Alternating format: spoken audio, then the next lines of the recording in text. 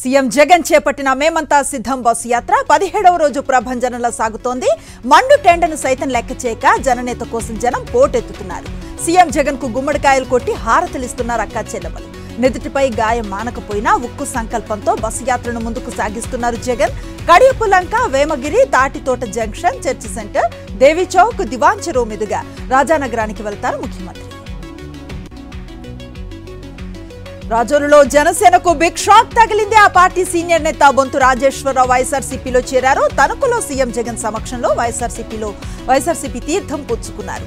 కండువా కప్పి పార్టీలోకి ఆహ్వానించారు సీఎం జగన్. పశ్చిమ గోదావరి జిల్లా పి గన్నవరం నియోజకవర్గానికి చెందిన పలువురు కీలక నేతలు వైఎస్ఆర్సీపీలో చేరారు. పి గన్నవరం నియోజకవర్గం నుంచి మాజీ ఎమ్మెల్యే ఎన్ గణపతిరావు కుమారుడు ఎన్ గణేష్ బాబు, మనవడు ఎన్ గణపతిరావులు సీఎం జగన్ సమక్షంలో వైఎస్ఆర్సీపీలో చేరారు. తెలుగుదేశం పార్టీ నుంచి టీడీపీ నేత వడ్లమూడి గంగరాజు కూడా వైసీపీలో చేరారు. వాణిజ్య సంఘాలకు చెందిన పలువురు కీలక నేతలు సీఎం జగన్ సమక్షంలో వైఎస్ఆర్సీపీలో చేరారు.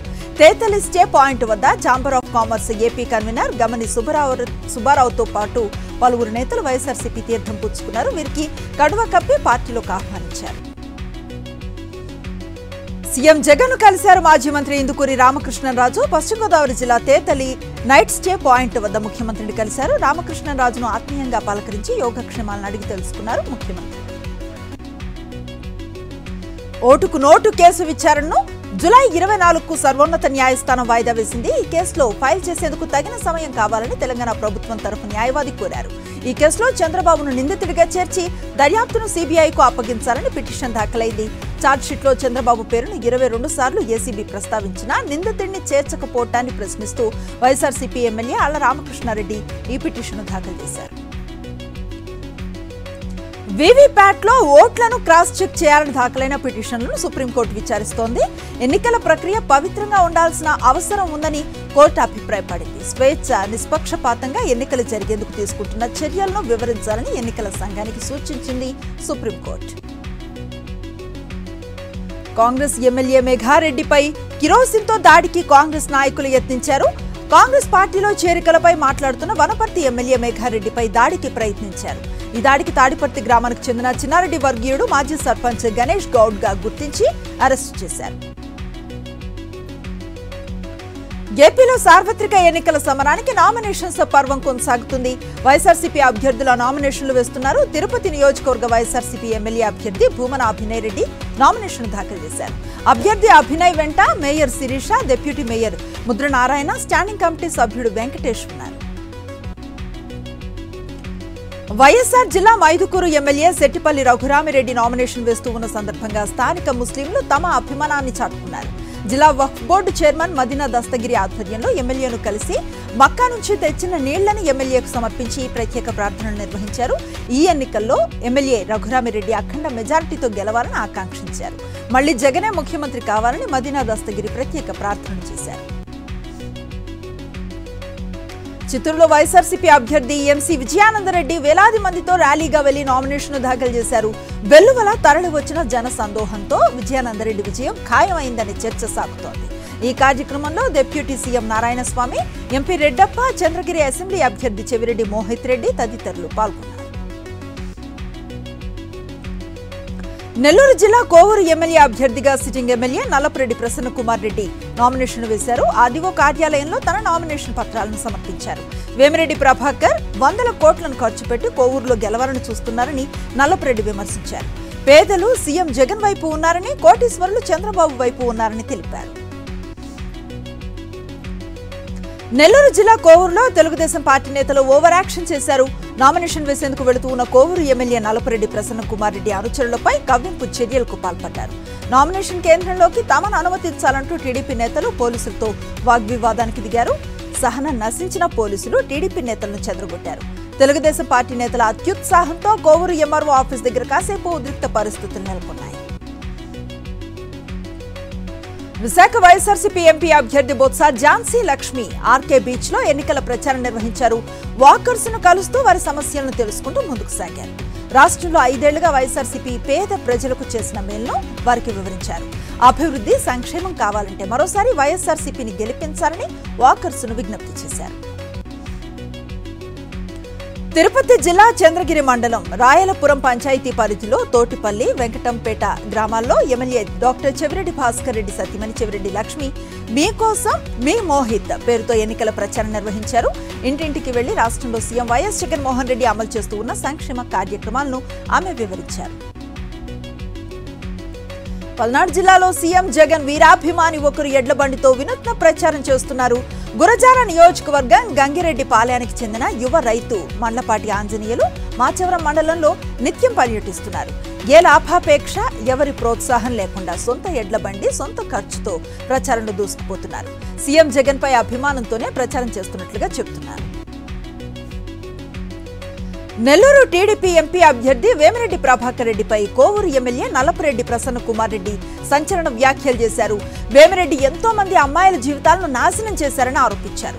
ఎమ్మెల్యే అభ్యర్థిగా నామినేషన్ వేసిన ప్రసన్న కుమార్ రెడ్డి అసలు రాజకీయాలకు వేమిరెడ్డి ప్రభాకర్ రెడ్డి పనికిరారని వ్యాఖ్యానించారు.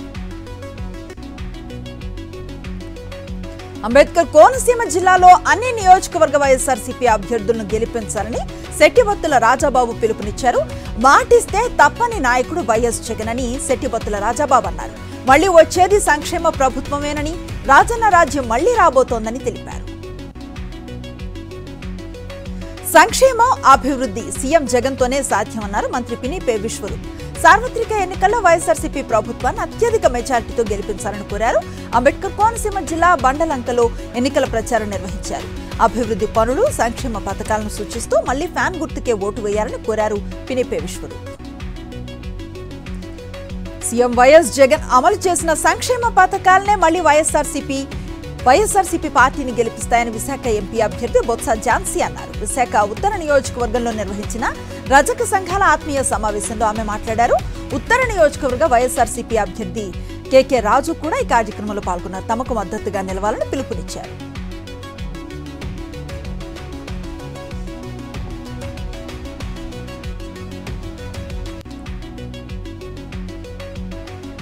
పెద్దపల్లి జిల్లాలో నామినేషన్స్ పర్వం ప్రారంభమైంది. పెద్దపల్లి పార్లమెంట్ స్థానానికి ఇండిపెండెంట్ అభ్యర్థిగా దూడం మహిపాల్ నామినేషన్ దాఖలు చేశారు. దూడం మహిపాల్ స్వస్థలం ధర్మపురి. మంచిర్యాల జిల్లా చెన్నూరు మండలం కిష్టంపేట గ్రామ రైతులు వినూత్న రీతిలో నిరసన తెలిపారు. గత అసెంబ్లీ ఎన్నికల్లో రైతులకు ఇచ్చిన హామీలను వెంటనే అమలు చేయాలని కోరుతూ రైతులు స్వచ్ఛందంగా సీఎం రేవంత్ రెడ్డికి పోస్ట్ కార్డు ద్వారా ఉత్తరాలు రాశారు. ఇచ్చిన హామీలు అమలు చేయని పక్షంలో వచ్చే పార్లమెంట్ ఎన్నికల్లో ఓటు ద్వారా గుణపాఠం చెప్తామని హెచ్చరించారు రైతులు. జగిత్యాల జియో కార్యాలయం ఎదుట హనుమాన్ దీక్షాపరులు ఆందోళన చేపట్టారు. హనుమాన్ స్వామి మాల ధరించిన ప్రవీణ్ అనే జియో ఉద్యోగిపై మేనేజర్ దురుసుగా ప్రవర్తించారంటూ నిరసనకు దిగారు. యూనిఫామ్ వేసుకోవాలని వేధించి ఉద్యోగం నుంచి తొలగించారని ఆరోపించారు. విషయం తెలిసిన హనుమాన్ దీక్షాపరులు పెద్ద ఎత్తున కార్యాలయానికి చేరుకుని జియో సెంటర్ ఎదుట ఆందోళన చేపట్టి జగిత్యాల కరీంనగర్ రహదారిపై ధర్నా చేశారు. దీంతో భారీగా ట్రాఫిక్ నిలిచిపోయింది. కల్వకుంట్ల కన్నారావుపై కేసు నమోదైంది. గెస్ట్ హౌస్ లో ఒకరిని కొట్టి 60 లక్షల నగదు 97 తులాల బంగారం దోపిడీ చేసిన కేసులో కన్నారావుపై కేసు నమోదు చేశారు పోలీసులు. బిందు మాధవి అలియాస్ నందిని అనే మహిళతో కలిసి అరాచకానికి పాల్పడ్డట్లుగా కన్నారావుపై ఎఫ్ఐఆర్ నమోదైంది. నారాయణపేట మద్దూరు మండలం భీంపురానికి చెందిన గర్భిణి గోవిందమ్మ ప్రసవం కోసం మద్దూరు ప్రభుత్వ దవాఖానాలో చేరింది. కానీ అక్కడ వైద్యులు కష్టంగా ఉంది, వేరే దవాఖానాకు వెళ్లాలని సూచించారు. దీంతో నారాయణపేట జిల్లా ప్రభుత్వ ఆసుపత్రికి తీసుకురాగా ఆపరేషన్ చేస్తున్న క్రమంలో గుండెపోటుకు గురై మృతి చెందింది. దీంతో డాక్టర్ల నిర్లక్ష్యంతోనే గర్భిణి మృతి చెందిందని ఆమె కుటుంబ సభ్యులు ఆసుపత్రి ముందు ఆందోళనకు దిగారు. తెలంగాణ రాష్ట్రంలో ఏసీబీ దూకుడు పెంచింది. అన్ని శాఖల్లో అవినీతి అధికారులపై ఫోకస్ పెట్టింది. ఆదాయానికి మించిన ఆస్తుల కేసులపై దర్యాప్తును ముమ్మరంగా కొనసాగిస్తోంది. ప్రతి 4 రోజులకు ఒక అవినీతి కేసు నమోదవుతున్నట్లుగా ఏసీబీ అధికారులు తెలిపారు. పట్టుబడుతూ ఉన్న వారిలో ఎక్కువగా పోలీస్, రెవెన్యూ శాఖలకు సంబంధించిన అధికారులే ఉన్నట్లుగా పేర్కొన్నారు. హైదరాబాద్ సెంట్రల్ యూనివర్సిటీలో రాత్రి ఏబీవీపీ ఎస్ఎఫ్ఐ విద్యార్థుల మధ్య ఘర్షణ చెలరేగింది. ఏబీవీపీ ఎస్ఎఫ్ఐ నాయకులు ఒకరిపై ఒకరు దాడి చేసుకున్నారు. పలువురు విద్యార్థులకు గాయాలయ్యాయి. ఘటనా స్థలానికి చేరుకున్న పోలీసులు విద్యార్థులకు సర్ది చెప్పి అక్కడి నుంచి పంపేశారు. భద్రాద్రి కొత్తగూడెం జిల్లా చర్ల మండలంలో గొమ్ముగూడెం గ్రామానికి చెందిన బులిపెర్ల పుల్లారెడ్డికి చెందిన వరి ధాన్యానికి గుర్తు తెలియని వ్యక్తులు నిప్పు పెట్టారు. ధాన్యం పూర్తిగా కాలిబూడిదైంది. న్యాయం చేయాలని బాధిత కుటుంబం వేడుకుంటోంది. లోక్సభ ఎన్నికల ప్రచారం హోరెత్తిస్తోంది బీజేపీ. అహ్మదాబాద్ లో భారీ రోడ్ షో నిర్వహించారు కేంద్ర హోంమంత్రి అమిత్ షా. బీజేపీ శ్రేణులు వేలాదిగా తరలివచ్చి రోడ్ షోలో పాల్గొన్నారు. దీంతో అహ్మదాబాద్ వీధులు కాషాయ సముద్రంలా మారిపోయాయి. రేపు గాంధీనగర్ నుంచి నామినేషన్ వేయనున్నారు అమిత్ షా. కాంగ్రెస్ అగ్రనేత రాహుల్ గాంధీపై ఘాటు విమర్శలు చేశారు మాజీ MP Ghulam Nabi Azad. Rahul spoon feeding నేత అన్నారు. బీజేపీ పాలిత రాష్ట్రాల్లో పోటీకి ఆయన భయపడుతున్నారని, సేఫ్ స్థానాలను ఎంచుకొని పోటీ చేస్తున్నారంటూ విమర్శలను గుప్పించారు. మైనార్టీలు అధికంగా ఉన్న రాష్ట్రాల్లో రాహుల్ గాంధీ ఆశ్రయం పొందుతున్నారంటూ ఘాటు వ్యాఖ్యలు చేశారు గులాం నబీ. మహారాష్ట్రలో బారామతి నియోజకవర్గానికి ఎన్సీపీ శరద్ పవార్ పార్టీ అభ్యర్థిగా నామినేషన్ దాఖలు చేశారు ఎంపీ సుప్రియా సూలే. మహావికాస్ అఘాడీ నేతలతో కలిసి వెళ్లి రిటర్నింగ్ అధికారికి నామపత్రాలు సమర్పించారు.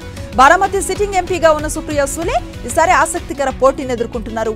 మహారాష్ట్ర డిప్యూటీ సీఎం అజిత్ పవార్ భార్య సునేత్ర పవార్తో తలబడుతున్నారు.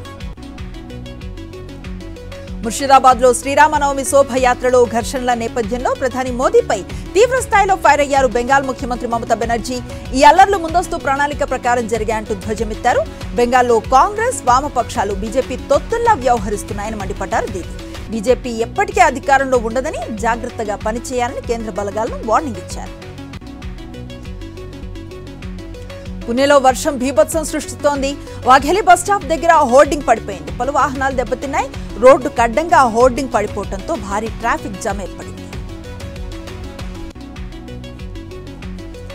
బాలీవుడ్ నటి శిల్పా శెట్టి ఆమె భర్త రాజ్ కుంద్రాకు షాక్ ఇచ్చింది ఎన్ఫోర్స్మెంట్ డైరెక్టరేట్.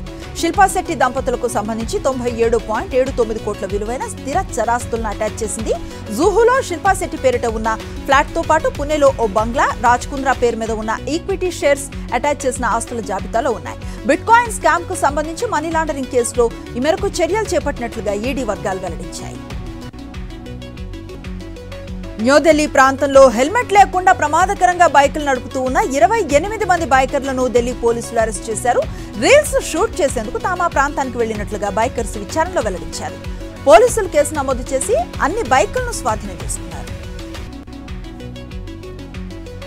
జాబిలిపై భారతీయుడు అడుగుపెట్టే వరకు చంద్రయాన్ సిరీస్లను కొనసాగిస్తూనే ఉంటామని ఇస్రో చైర్మన్ సోమనాథ్ అన్నారు. ఈ నెల 24న ఎయిర్ డ్రాప్ వ్యవస్థను పరీక్షించనున్నామని చెప్పారు. వచ్చే ఏడాది మరో 2 మానవరహిత యాత్రలు చేపట్టబోతున్నామని తెలిపారు. అన్ని అనుకూలిస్తే 2025 చివరికి గగన్యాన్ ప్రయోగాన్ని చేపడతామని స్పష్టం చేశారు. ట్విట్టర్ కు పాకిస్తాన్ షాక్ ఇచ్చింది. జాతీయ భద్రతను దృష్టిలో ఉంచుకొని ఎక్స్ ని తాత్కాలికంగా బ్లాక్ చేసినట్లుగా పాకిస్తాన్ బుధవారం ప్రకటించింది. సోషల్ మీడియా ఎక్స్ వినియోగం వల్ల వినియోగదారులు ఇబ్బందులను ఎదుర్కొంటున్నారని వెల్లడించారు. గత కొద్ది రోజులుగా భారీగా పెరుగుతూ వస్తూ ఉన్న బంగారం ధరలు కాస్త తగ్గుముఖం పట్టాయి. హైదరాబాద్ లో బంగారం ధర 330 రూపాయలు తగ్గింది. ప్రస్తుతం హైదరాబాద్ లో 10 గ్రాముల 24 క్యారెట్ల బంగారం ధర 73,800 రూపాయలుగా ఉంటే 10 గ్రాముల 22 క్యారెట్ల బంగారం ధర 67,650 రూపాయలుగా ఉంది. యూనిఫైడ్ పేమెంట్స్ ఇంటర్ఫేస్ విభాగంలో ఫోన్ పే, గూగుల్ పే సంస్థల ఆధిపత్యం పెరుగుతూ ఉండటంపై నెలకొన్న ఆందోళనను పరిష్కరించేందుకు ఫిట్నెస్ అంకుర సంస్థలతో national payments corporation of India ఓ సమావేశం నిర్వహిస్తున్నట్లుగా తెలుస్తోంది. యూపీఐ చెల్లింపుల్లో 2 సంస్థలదే ఆధిపత్యం కావడంపై రిజర్వ్ బ్యాంక్ ఆఫ్ ఇండియా అసంతృప్తిని వ్యక్తం చేసినట్లుగా సమాచారం.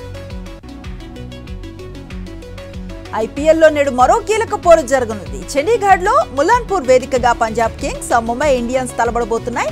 ఇరు జట్లకు ఈ మ్యాచ్ కీలకం. ప్రస్తుతం పాయింట్ల పట్టికలో పంజాబ్ 8వ స్థానంలో ఉండగా ముంబై 9వ స్థానంలో కొనసాగుతోంది. పంజాబ్ 6 మ్యాచ్లలో కేవలం 2 విజయాలను సాధించి 4 ఓడింది. అటు ముంబైది కూడా ఇదే పరిస్థితి. ప్లే ఆఫ్ రేస్ లో నిలవాలంటే ఇకపై జరిగే ప్రతి మ్యాచ్ ఈ 2 జట్లకు కీలకం. ఏపీ నిప్పుల కొలిమిని తలపిస్తోంది. అన్ని ప్రాంతాల్లో 42 నుంచి 45 డిగ్రీలకు పైగా ఉష్ణోగ్రతలు నమోదవుతున్నాయని విశాఖ వాతావరణ శాఖ తెలిపింది. మరో 3 రోజులు ఇదే పరిస్థితి ఉంటుందని, తీవ్ర వడగాల్పులు వీస్తాయని వెల్లడించింది. మధ్యాహ్న సమయంలో ప్రజలు అప్రమత్తంగా ఉండాలని, అత్యవసరం అయితేనే బయటకు రావాలని సూచించింది. నిన్న అత్యధికంగా వైఎస్ఆర్ జిల్లా కొంగలవీడులో 45.3 డిగ్రీల ఉష్ణోగ్రత నమోదైంది.